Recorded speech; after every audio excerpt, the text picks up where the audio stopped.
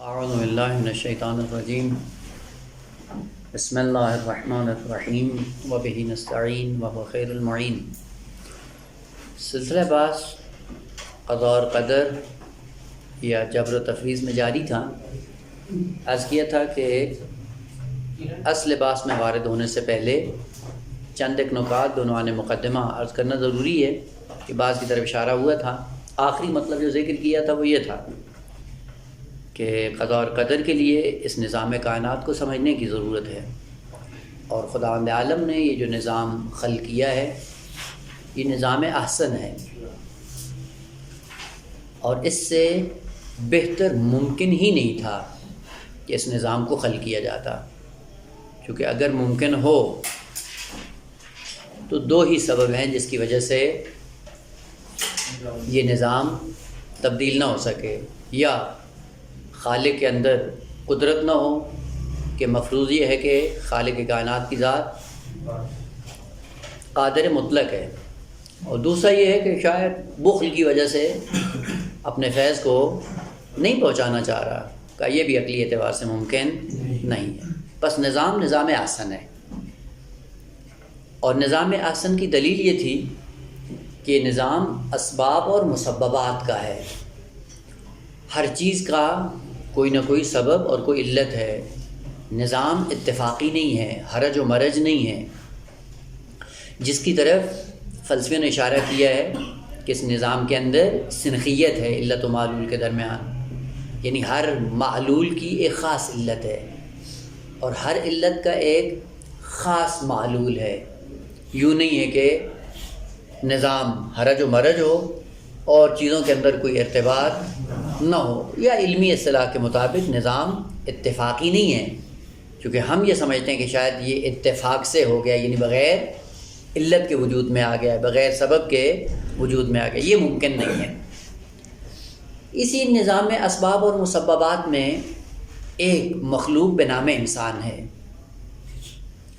اور اس انسان کو خالق کائنات نے اس نظام اسباب اور مسببات کے درمیان لا کر کھڑا کر دیا ہے کہ یہ نظام اسباب اور مسببات کا ہے، کوئی چیز بغیر سبب کے وقوع پذیر نہیں ہوگی، اور اس اسباب کی دنیا میں انسان بھی موجود ہے۔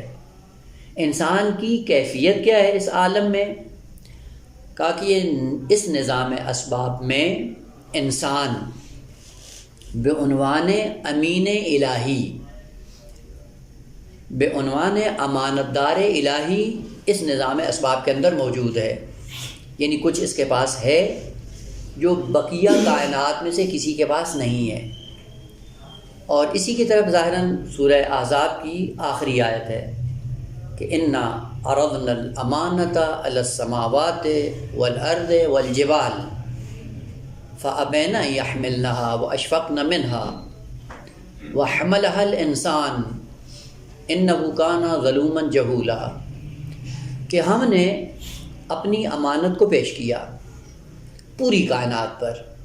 زمین سے کہا ہماری امانت کو اٹھا لو، آسمان سے کہا ہماری امانت کو اٹھا لو، حتیٰ پہاڑوں سے کہا کہ تم ہماری امانت کو اٹھا لو۔ فابین ان یحملنها، انکار کر دیا کہ نہ ہم آپ کی امانت کے حامل نہیں بن سکتے۔ واشفقن منها، اور ڈر گئے اس سے کہ یہ بوجھ ایسا ہے جو ہماری توان اور طاقت سے باہر ہے، ہمارے لیے ممکن ہی نہیں ہے کہ اس امانت کو اٹھا لیں۔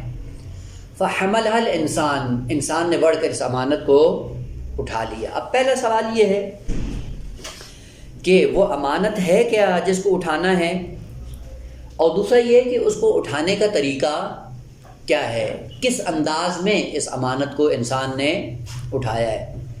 پہلی چیز تھوڑا سا اگر عقل پہ زور دیں تو پتہ چل جاتا ہے کہ خالق کائنات نے جب یہ فرمایا کہ میں نے پوری کائنات سے کہا کہ امانت کو اٹھا لو، تو کائنات میں کسی مخلوق نے اس امانت کو اٹھانے کے لیے حامی نہیں بھری، فقط انسان نے کہا کہ میں اس امانت کو اٹھا لیتا ہوں۔ تو پہلا نقطہ یہ ذہن میں آتا ہے کہ کوئی ایسی چیز ہونی چاہیے جو خدا کے اندر بھی ہو اور انسان کے اندر بھی ہو، تاکہ پتہ چلے کہ اس نے وہ امانت لی ہے۔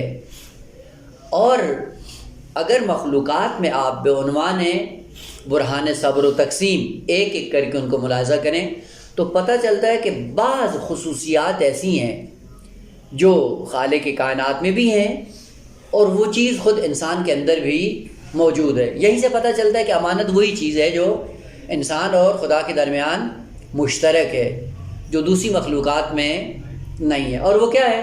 وہ دو اور دو چار کی طرح. وہ یہ ہے خداوند عالم کیا ہے؟ ارادہ، اختیار، کن فیکون. اور کہا اسی ارادے کا مظہر بن کر اس ارادے اور اختیار کو امانت کے طور پہ اٹھا سکتے ہو یا نہیں؟ باقی کائنات میں دیکھیں کسی مخلوق کے پاس ارادہ بصورت اختیاری موجود نہیں ہے. مثلا سورج یہ کہے کہ میری آج مرضی ہے چھٹی کرتا ہوں، طلوع نہیں کرتا ہوں، ممکن نہیں ہے. نظام قمر، کواکب، ستارے، پہاڑ، پوری کائنات کہ ہم آج چاہتے ہیں کہ جو کام ہمیں دیا گیا ہے اس کو ترک کر دیں، چھوڑ دیں. پوری کائنات میں سے کوئی ایسی مخلوق نہیں ہے جس کے پاس یہ چیز، یہ خصوصیت موجود ہو کہ اپنی مرضی کے مطابق جو چیز اس کو سونپی گئی ہے اس سے تخلف کرے یا اس سے سرپیچی کرے یا اس کو اپنی مرضی کے مطابق چھوڑ دے. ناممکن ہی نہیں ہے. وہ پوری کائنات نظام جبر کے تحت چل رہی ہے اور کوئی ان کا اختیار اس کے اندر شامل حال نہیں ہے. گندم کا دانہ یہ کہے کہ میں کونپل نہیں بنتا ہوں اور میں شاخیں آسمان کی طرف نہیں پھیلاتا ہوں، میری آج مرضی ہے آج اس کام کو چھوڑ دیتا ہوں. نہ، ایسا اختیار نہیں ہے. حتیٰ فرشتے کہ فرشتے یہ کہیں کہ جی خالق کائنات نے ہمیں مامور کیا ہے فرض کریں اس کام پر، اور آج ہماری یہ ہے کہ مرضی ہے آج چھٹی کر لیتے ہیں، یہ کام نہیں کرتے ہیں. کہ یہ خصوصیت پوری کائنات کے اندر نہیں ہے. اور صرف یہ خصوصیت کس کے پاس ہے؟ انسان کے پاس ہے. انسان کو ارادہ دیا، انسان کو اختیار دیا، اور اسی ارادے اور اختیار میں یہ منفرد مخلوق بنام انسان اپنی مرضی کے مطابق کرتا ہے. دل چاہے تو انجام دیتا ہے، نہ چاہے تو نہیں دیتا. اور آپ اس کو بالبداہت اپنی زندگیوں میں دیکھ سکتے ہیں. یوں نہیں ہے کہ ہم جبر کے تحت پورے نظام کو ہم چلا رہے ہوں، ایسا نہیں ہے. جب چاہتا ہے کرتے ہیں، جب نہیں چاہتا ہے تو نہیں کرتے ہیں. البتہ یہ ذہن میں رہے کہ بعض خصوصیات انسان کے وجود میں ایسی ہیں کہ جو بعنوان جبر کار فرما ہیں، اس میں انسان کا اختیار شامل نہیں ہے. مثلا جسم کے بعض اعضاء جو کام کر رہے ہوتے ہیں اس میں آپ چاہیں یا نہ چاہیں وہ حرکت کر رہے ہیں، تو یہ نظام جبری ہے. مثلا دل کی حرکت آپ چاہیں تو روک لیں گے، نہ، نظام اس کا اپنا چلتا رہے گا. گردے اپنا کام کر رہے ہیں، دل اپنا کام کر رہا ہے، پھیپھڑے اپنا کام کر رہے ہیں، دماغ اپنا کام کر رہا ہے. یہ نظام ایسا ہے کہ جس کو آپ روک نہیں سکتے ہیں، اس میں آپ کا کوئی اختیار شامل نہیں ہے. لیکن بعض ایسے کام ہیں کہ جس میں آپ کا پورا اختیار شامل ہے. اور وہ کون سی چیزیں ہیں کہ جہاں پہ انسان ارادے اور اختیار کے بل بوتے پہ کام انجام دیتا ہے؟ وہ یہ ہے، اگر مختصر الفاظ میں ذکر کریں تو یہ ہے کہ پوری کائنات سے خدا نے کہا کہ آپ کو تشخص دے کر دنیا میں بھیجوں، جو کمالات تم پا سکتے ہو وہ سارے کمال دے کر دنیا میں بھیجوں، یا نہ ان کمالات کی صلاحیت دے کر دنیا میں بھیجوں اور تم صلاحیت کو اس کمال میں تبدیل کر لو. پوری کائنات نے انکار کیا کہ یہ کام ہم نہیں کر سکتے. جس کمال تک ہم جانا چاہتے ہیں اس کمال تک تو خود پہنچا، ہم اپنے ارادے اور اختیار سے نہیں پہنچ پائیں گے. بیچ میں انسان نے کیا کہا؟ انسان نے کہا نا، مجھے فقط صلاحیت دیں، میں خود اس کمال کو حاصل کر کے آؤں گا. اور اسی کمال کو پانے کے لیے خالق کائنات نے ارادہ اور اختیار دیا ہے کہ اگر کمال بالفعل دے دیا ہوتا تو ارادہ اور اختیار دینا لغو تھا. لہذا دل جو اپنا کام کرتا ہے اس کو خالق کائنات نے پورے کمال تک پہنچا کر انسان کے اندر رکھ دیا. لہذا انسان کے پاس ارادہ اور اختیار بھی نہیں ہے. بس جو چیزیں انسان کو بالفعل دے دی گئی ہیں اس میں انسان کا ارادہ اور اختیار شامل نہیں ہے. اور جن چیزوں کو پانے کے لیے دنیا میں بھیجا گیا ہے ان چیزوں کو کسب کرنے کے لیے ارادہ اور اختیار کی ضرورت ہے. کہ تم سعید بن کر آؤ، سعادت مند بن کر آؤ. جب میرے پاس ارادہ اور اختیار نہیں ہوگا میں کیسے سعادت مند بنوں؟ کہ نجات کا راستہ خود انتخاب کر کے آؤ. جب میرے پاس ارادہ اور اختیار نہیں ہوگا تو میں کیسے نجات کا راہی بنوں؟ کہ صراط مستقیم پہ چل کر آؤ تب کمال پہ پہنچو گے. خود میں کیسے چلوں کا جب ارادہ اور اختیار نہیں ہو؟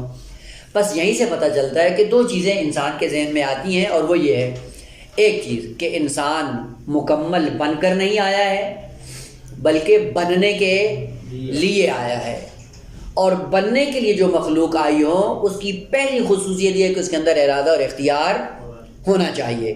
اس لیے خالق کائنات نے کہا کہ ہم نے پوری کائنات سے کہا بن کر آؤ گی، کائنات نے انکار کر دیا.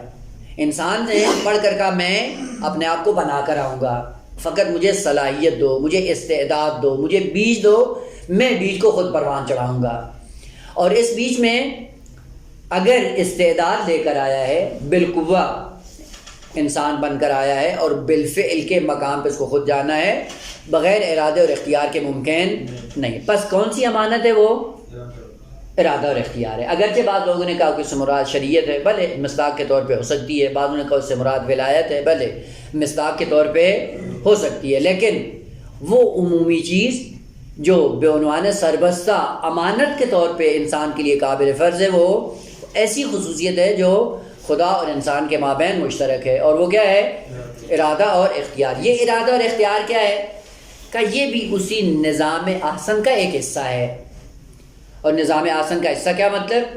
یعنی اگر سعادت پہ جانا ہے تو اس کا بھی ایک سبب ہے، اگر نجات پہ جانا ہے تو اس کا بھی ایک سبب ہے، بہشتی بننا ہے تو اس کا سبب ہے، جہنمی بننا ہے تو اس کا سبب ہے، عزت دار بننا ہے تو اس کا سبب ہے، ذلت سے ہمکنار ہونا ہے تو اس کا سبب ہے. اور یہ سارے اسباب آپ کے ارادے اور اختیار میں شامل ہیں. جس سبب کو اپنانا چاہو اپنا سکتے ہو. پس نظام احسن کے اندر انسان اللہ کا امین بن کر آیا اور امانت کو اس نے اٹھا لیا. امانت اٹھانے کے بعد اب اس نے کام کرنا ہے، اسی نظام اسباب کے اندر رہتے ہوئے اپنے آپ کو کہاں تک لے کے جانا ہے؟ کمال تک لے کے جانا ہے. تو جہاں پہ بھی اپنا ارادہ اور اختیار استعمال کر کے اپنے لیے جس چیز کا انتخاب کرے گا اسی سے اس کی شخصیت بننا شروع ہو جائے گی. پس انسان اپنی ذات کا معمار خود ہے، اپنی ذات کو بنانے کا مستری خود ہے، یہ خود بنائے گا اپنے آپ کو. لیکن کس سائے میں بنائے گا؟ ارادے اور اختیار کے سائے میں بنائے گا. اور دوسرا، اس ارادے اور اختیار میں نظام اسباب کے سائے میں بنائے گا. پس بغیر سبب کی کوئی چیز اس کو ملنے والی نہیں ہے. اب انسان پہ ڈیپینڈ کرتا ہے کہ کون سا سبب انتخاب کرتا ہے. اور یہی سے کئی ایک مشکلات انسان کے ذہن میں اور زیادہ اجاگر ہو جاتی ہے. مثلا فقر، تنگ دستی، بغیر سبب کے ہے یا سبب ہے؟ اس کا سبب ہے. اس سبب کے انتخاب میں انسان کو اختیار ہے یا نہیں ہے؟ قطعاً ہے. پس فقر سبب کے سائے میں وجود میں آئے گا، ثروت سبب کے سائے میں وجود میں آئے گی. اب ان کے جو اسباب ہیں، جس طرح سے خالق کی کائنات نے رکھا ہے اس کو، ان اسباب کے سائے میں جس سبب کا انتخاب کرے گا اسی سبب کا ایک نتیجہ سامنے آئے گا. ابھی ایک ہفتہ پہلے کوئی یہ سلسلہ چل رہا تھا، وہ نظام اسباب اور مسببات میں یہ ہے کہ اگر احتیاط کی تو مریض نہیں ہوں گے، اگر نہیں کی تو بس بیماری کی علت ہے، بیماری کا ایک سبب ہے، رعایت نہیں کی کیا ہوا؟ نتیجہ مریض ہو گئے. اور اگر احتیاط کی ہوتی تو مریض نہ ہوتے. اور دونوں اسباب کس کے ہاتھ میں ہیں؟ انسان کے ہاتھ میں. جس کو انتخاب کرے گا اس کا نتیجہ وہی نکلے گا جو اس سبب کا مسبب ہے. جس علت کا انتخاب کریں گے اس علت سے وہی معلول وجود میں آئے گا جس میں خالق کائنات نے ارتباط برقرار کیا ہے. جیسے ٹھنڈک کے لیے پانی سبب ہے اور حرارت کے لیے سبب آگ ہے. آپ جس سبب کو اپناؤ گے اس سبب کا مسبب فوراً آپ کو مل جائے گا. پس نظام اسباب اور مسببات میں انسان کو لا کر کھڑا کر دیا اور اسی نظام اسباب و مسببات کے درمیان آ کر انسان کو کیا دے دیا؟ ارادہ اور اختیار دے دیا. اب پہلا سوال یہ کہ یہ ارادہ اور اختیار یہ خود اختیاری ہے یا اجباری؟ ارادہ اور اختیار یعنی انسان کا مرید اور مختار ہونا یہ بالاختیار ہے یا بالاجبار؟ یہ بالاجبار ہے. یعنی انسان کو یہ نہیں کہا گیا کہ میں آپ کو ارادہ دینا چاہتا ہوں، لے سکتے ہو یا نہیں، تو یہ کہ میں کبھی لے لیتا ہوں کبھی نہیں، یہ چیز نہیں ہے. بس خود ارادہ اور اختیار کا لے لینا یہ بالاختیار نہیں ہے، یہ بالاجبار ہے. یعنی خدا نے خلق ہی یوں کیا انسان کو کہ انسان بے عنوان مخلوق با ارادہ و بے عنوان مخلوق با اختیار خلق ہوا ہے. اور یہی ارادہ اور اختیار جو انسان کو دیا گیا، اس ارادے اور اختیار کے لینے میں انسان کا کوئی اختیار نہیں ہے. سوال دیگر کہ اس امانت کو اٹھانے کی کیفیت کیا ہے؟ خدا نے کہا کہ ہم نے امانت کو پیش کیا، اور پیش کرنے کے بعد کہا کہ کائنات سے کہا لے لو. کائنات نے انکار کر دیا اور انسان نے بڑھ کر اٹھا لیا. یہ اٹھانا اور حمل کرنا یہ کیا ہے؟ حمل کی خصوصیات میں ڈال. بعض کلمات حمل سے حامل بنتی ہیں اور بعض اشیاء حمل سے حامل بنتی ہیں. ابھی معنی کر دوں، حمل کا معنی بھی اٹھانا ہے، حمل کا معنی بھی اٹھانا ہے، لیکن اٹھانے کی کیفیت میں فرق ہے. جہاں پہ حامل یعنی جو اٹھائے گا، محمول جس کو اٹھائے گا، حامل اٹھانے والا، محمول جس کو اٹھایا جائے گا. اگر حامل اور محمول اس طرح سے ہوں آپس میں کہ حامل جب محمول کو اٹھائے تو محمول کو وجود کے ساتھ اٹھائے، اور وجود کے ساتھ اٹھانے کا نتیجہ یہ ہوتا ہے کہ حامل محمول بن کر آگے بڑھ جائے. حامل محمول کے وجود کو متحمل ہو اور حرکت کر کے اپنے وجود کو محمول میں تبدیل کر دے، اسے بھی کہتے ہیں حمل. یہ حمل ہے کہ زبر کے ساتھ ہے. تو یہاں پہ فرق کیا ہوتا ہے کہ حامل اور محمول دونوں کا وجود ایک ہو جاتا ہے.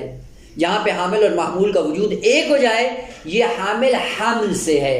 مثال بہت سی ہیں، ابھی اگر اس میں آپ وارد ہوں ایک پوری دنیا ہے.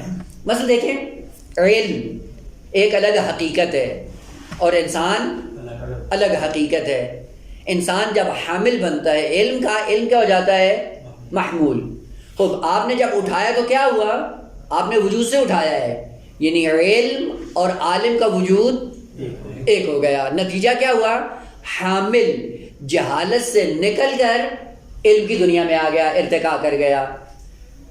حمل کا معنی یہ ہے، حامل امانت الہی ایسے بننا ہے کہ حامل بنو، جس چیز کو اٹھانا ہے اس کو وجود سے اٹھاؤ اور خود حرکت کر کے اس کے وجود کو اپنا لو. یہ بنے گا حامل. تقوی ہے، تقوی کے نتیجے میں کیا ہوا؟ پہلے یہ خصوصیت نہیں تھی، آپ نے اس کو اٹھایا، اٹھانے کے بعد کیا ہوا؟ تقوی آپ کے وجود کا حصہ بن گیا، یعنی آپ ارتقا کر گئے، اوپر آ گئے، آپ حامل بن گئے. بس آپ کو جب متقی کہا جاتا ہے تو آپ تقوی کے حامل بن جاتے ہو وجود کے ذریعے. جو پہلے خصوصیت نہیں ہوتی، اگلے مرحلے میں اس ذات کو اپنانے کے بعد اسی کا رنگ اپنا لیتے ہیں. بس حامل اس طرح سے بننا ہے کہ جس چیز کو بھی اٹھانا ہے وجود کے ذریعے اٹھانا ہے اور آپ کے وجود کا حصہ بنتا چلا جائے گا. نتیجہ کیا ہوگا؟ آپ ارتقاء کی طرف بڑھنا شروع ہو جائیں گے، یا برعکس انحطاط کا شکار ہو جائیں گے. فسق اور فجور یہ خصوصیت ہے. جب حامل بنیں گے تو کیا ہوگا؟ فسق انسان کے وجود کا حصہ بنے گا، اور حصہ بننے کے بعد کیا ہوگا؟ اسی فسق میں تبدیل ہو کر انحطاط کا شکار ہو جائے گا. زنا ایک نقص ہے، ایک عیب ہے، جب اس کو اٹھائے گا تو کیا ہوگا؟ اپنے وجود کے ساتھ اٹھائے گا اور اسی صفت سے متصف ہو کر انحطاط کا شکار ہو جائے گا. بس کمالات کو جب اٹھایا جائے، کمالات کا حامل بنے، تو خود انسان کمالات کو وجود کے ساتھ اٹھاتا رہے گا اور آہستہ آہستہ ان کی طرف بڑھتا رہے گا، ارتقاء کرتا رہ جائے گا، اور پتہ چلے گا کہ حامل اور محمول دونوں ایک ہی وجود سے قائم ہیں. علم کس سے قائم ہے؟ آپ سے. اور آپ جس وجود سے قائم ہیں وہ بھی ایک ہی وجود ہے. بس جس وجود سے آپ قائم ہیں اسی وجود سے آپ کا علم بھی قائم ہے، جس وجود سے آپ قائم ہیں اسی وجود سے آپ کا تقوی، معنویت، جتنے بھی کمالات ہیں اسی سے وابستہ ہیں۔ اور انحطاط کی دنیا میں بھی ایسا ہی ہے، فسق اور فجور ہو یا جتنے بھی عیوب ہیں ان کو جب انسان اٹھاتا ہے تو وجود کے ذریعے اٹھاتا ہے، اور چونکہ وجود کے ذریعے اٹھاتا ہے تو کیا ہو جاتا ہے، وجود اس کا پست ہو جاتا ہے۔ کیوں؟ چونکہ اس محمول کو جب اٹھاتا ہے وہ محمول پست ہے، یہ حامل بھی پست ہو جاتا ہے۔ پستی اور ذلت وہ بھی حمل کے نتیجے میں ہے، اور کمال اور عزت وہ بھی حمل کے نتیجے میں۔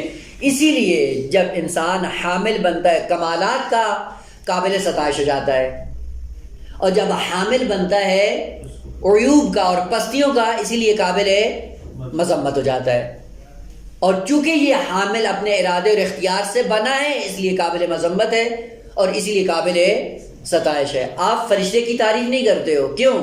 چونکہ ارادے اور اختیار سے فرشتہ نہیں بنا ہے۔ کسی حیوان کی آپ توہین نہیں کرتے ہیں، کیوں نہیں کرتے ہیں؟ کیونکہ اپنے ارادے اور اختیار سے حیوان نہیں بنا ہے۔ ہاں، وہ مخلوق جو اپنے ارادے اور اختیار سے فرشتہ بنے قابل ستائش ہے، اور وہ مخلوق جو اپنے ارادے اور اختیار سے حیوانیت کی منزل پہ آ جائے وہ قابل مذمت ہے۔ پس انسان حامل اس طرح سے بنے گا، حمل یعنی حامل اور محمول کا وجود ایک ہو جائے، اس کو کہا جاتا ہے حامل حمل سے۔ جہاں پہ حامل کا وجود الگ ہو، محمول کا وجود الگ ہو، فقط ایک فاصلہ کم ہوا ہو، وہاں پہ حمل کی تعبیر کی جاتی ہے، نہ حمل کی۔ مثلا موبائل کو آپ نے اٹھا لیا، ہاتھ پہ جب آپ نے اٹھایا تو کیا کیا ہے؟ اب حمل سے حامل نہیں ہے، حمل سے حامل ہے۔ کیوں؟ نتیجہ یہ ہے کہ موبائل آپ کے ہاتھ پہ آنے کے بعد نہ ہاتھ موبائل میں تبدیل ہوتا ہے نہ موبائل ہاتھ میں تبدیل ہوتا ہے، دونوں اپنی جگہ پہ مستقل ہیں۔ ہوا کیا ہے؟ ہوا یہ تو کہ فاصلہ کم ہوا، فاصلہ کم ہونے کے بعد آپ نے اس کو اٹھا لیا، اس کو کہا جاتا ہے حمل۔ حمل یعنی حامل اپنا مستقل وجود رکھتا ہو، محمول اپنا مستقل وجود رکھتا ہو، دونوں اپنے اپنے وجود سے قائم ہوں، دونوں ایک وجود سے قائم نہ ہو۔ وہاں پہ جب حامل بنے گا تو اسے کیا کہا جاتا ہے؟ یہ حمل سے حامل ہے، نہ حمل سے حامل ہے۔ اسی لیے قرآن نے تعبیر جب استعمال کی کیا کہا؟ داستان حضرت یوسف علیہ السلام میں وہ جب مادرہ بنایا، داستان بنائی گئی چوری کی، اور وہ پیمانہ بنیامین کے اس میں رکھ دیا گیا اور اس کے بعد میں نکالا گیا، تو وہاں پہ ایک شخص نے آ کر اعلان کیا، کیا کہا؟ ایتھا العیر انکم لسارقون، اے کاروان تم چور ہو، وہ پیمانہ بادشاہ کا گم ہو گیا ہے اور تمہارے سامان میں ہے۔ اور فوراً کہا وَلِمَنْ جَاءَ بِهِ حِمْلُ بَعِيرٍ، نہ حمل بعیر کہ جو بھی لے کے آئے گا اس کو کیا دیا جائے گا؟ حمل بعیر۔ حمل بعیر یعنی وہ چیز جو اونٹ پر لادی جاتی ہے، اور جب اونٹ پہ لاد دیتے ہیں تو کیا ہوتا ہے؟ جدا ہوتا ہے، اونٹ کا وجود الگ ہے اور اس شے کا وجود، مثلا 2 بوریاں گندم رکھنی اونٹ کے اوپر، تو اب وہ گندم اونٹ نہیں بنتی اور اونٹ گندم نہیں بنتا ہے، اس لیے قرآن نے تعبیر کیا کی؟ حمل بعیر۔ پس جہاں پہ دونوں کا وجود الگ الگ ہو، حامل الگ ہو، محمول الگ ہو، وہاں پہ کیا ہوتا ہے؟ حمل کی تعبیر ہوتی ہے، نہ حمل کی تعبیر۔ خالق کائنات نے کہا کہ ہم نے کائنات سے کہا کہ امانت کو اٹھا لو، حامل بنو۔ پوری کائنات نے کہا کہ ہم حامل امانت الہی نہیں بن سکتے، یعنی ہمارے اندر یہ صلاحیت نہیں ہے ارادہ اور اختیار، ہم چاہیں تو اپنے آپ کو محمول کے وجود کے ساتھ متصل کرتے جائیں اور دن بدن ارتقاء کرتے چلے جائیں، ایسا نہیں کر سکتے ہیں۔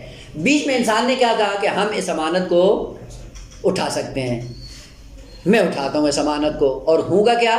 کہ میں حامل بنوں گا حمل سے، اور جتنی بھی خصوصیات بے عنوان محمول آئیں گی میں اپنے وجود کو محمول میں تبدیل کرتا رہوں گا، اور محمول میرے وجود کا حصہ بنتا چلا جائے گا۔ نتیجہ کیا ہوگا؟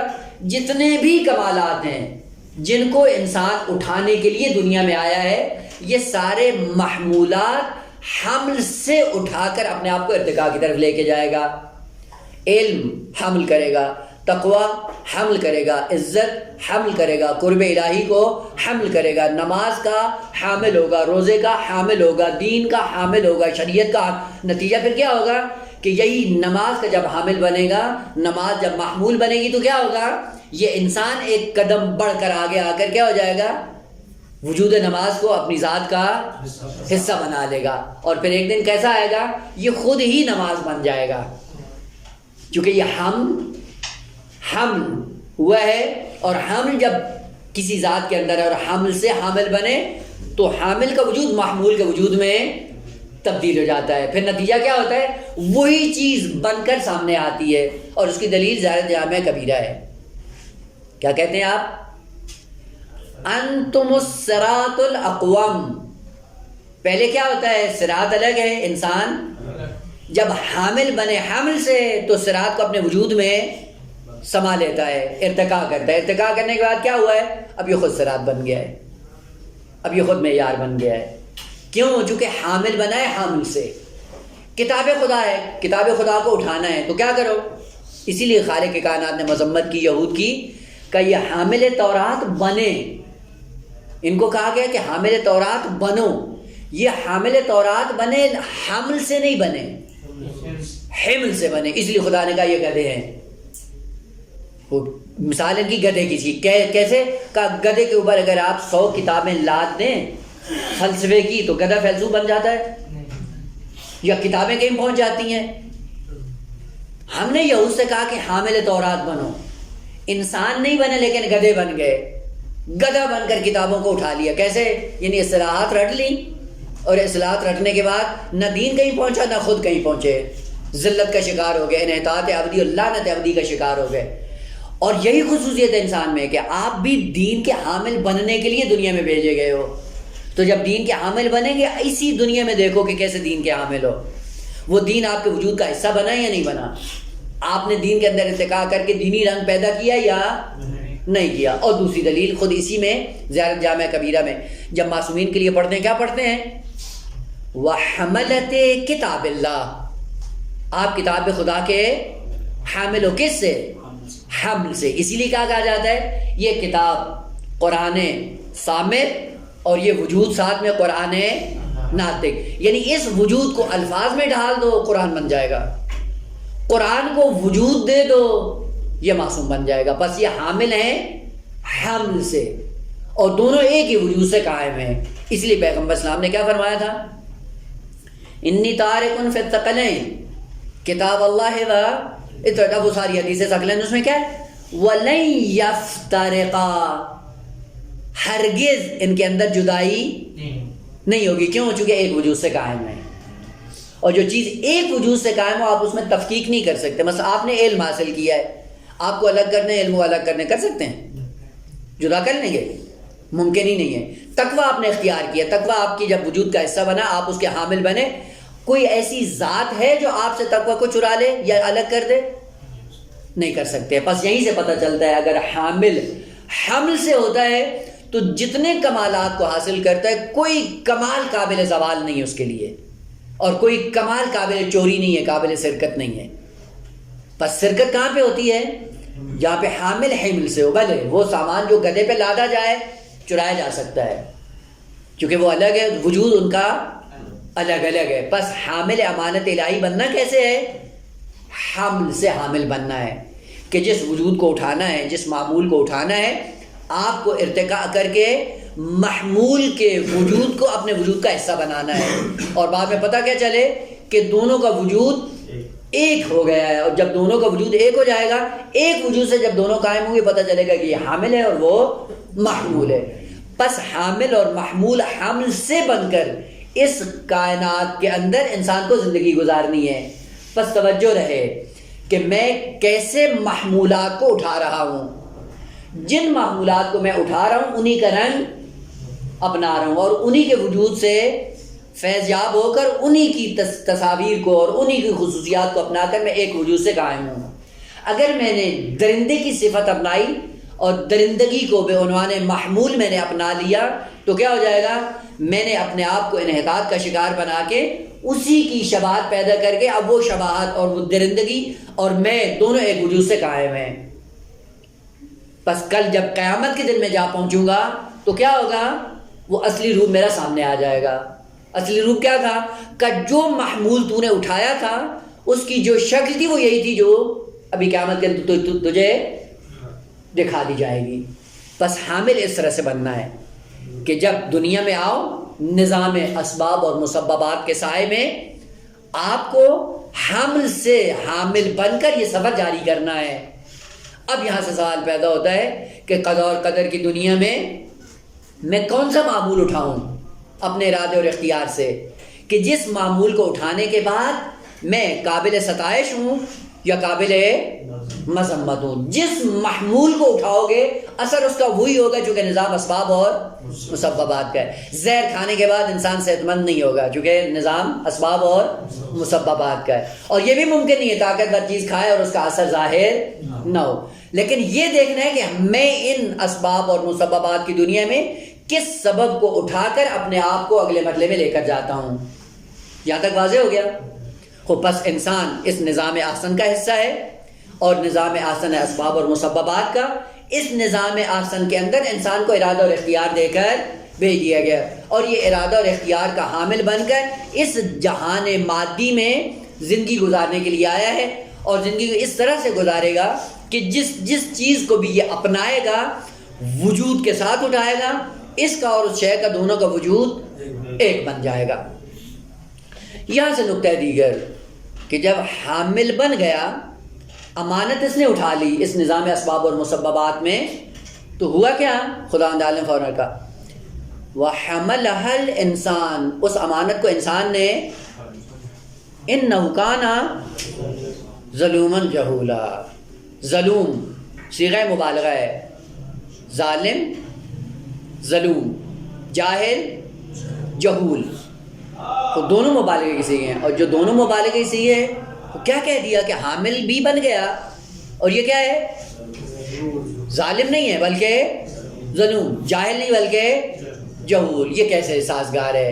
امانت بھی اٹھا لے، جہول بھی ہو اور ظلم بھی ہو۔ یہ خطرہ دیگر ہے کہ انشاءاللہ اگلے مقدمے میں عرض کریں گے کہ اس آیت کے اندر یہ کیسا ارتباط ہے کہ حامل بھی بن گیا ہے، اور یہ دو وصف جو خالق کائنات نے بیان کیے ان کی کیا خصوصیت؟ بیچ میں انسان کو فوراً اضطراب آ جاتا ہے، پریشانی آ جاتی، یہ کیسے حامل امانت بن گیا کہ یہ ظالم بھی ہے، جاہل بھی ہے، ظلوم بھی ہے، جہول بھی ہے، اور پھر حامل امانت ہے الہی بھی؟ یہ کیسے ہے؟ یہ کیسے سازگار ہے؟ اور اسی نقطے کو نہ سمجھنے کی وجہ سے کئی مفسرین نے یہ مطلب ذکر کیا ہے کہ معاذ اللہ خالق کائنات نے اس انسان کی توہین کی ہے۔ ایک طرف اتنا سا رہا کہ کائنات اس امانت کو اٹھانے کے قابل نہیں، انسان نے اٹھا لیا، اور ادھر سے اس کی اتنی مذمت کی کہ یہ کیسا بدبخت ہے کہ نہ فقط ظالم بلکہ ظلوم ہے، نہ فقط جاہل ہے بلکہ جہول ہے۔ انشاءاللہ یہ نقطہ جب واضح ہوگا، یہ دوسرا مقدمہ یا مقدمات کی ترتیب میں یہ مقدمہ دیگر باعث قضا اور قدر میں واضح ہو جائے گا۔ پھر ایک قدم آگے بڑھیں گے کہ پھر قضا اور قدر کیا ہے۔ اب اس نظام کے تحت جب آپ کائنات کو دیکھتے ہیں اس کے بعد پھر پتہ چلتا ہے کہ کوئی قسمت نہیں ہے، کوئی تقدیر نہیں ہے، کوئی اپنا نصیب کا چکر نہیں ہے، نظام اسباب اور مسببات کا ہے۔ اب دیکھیں گے کہ کیسے ہے انشاءاللہ۔ والحمدللہ رب العالمین۔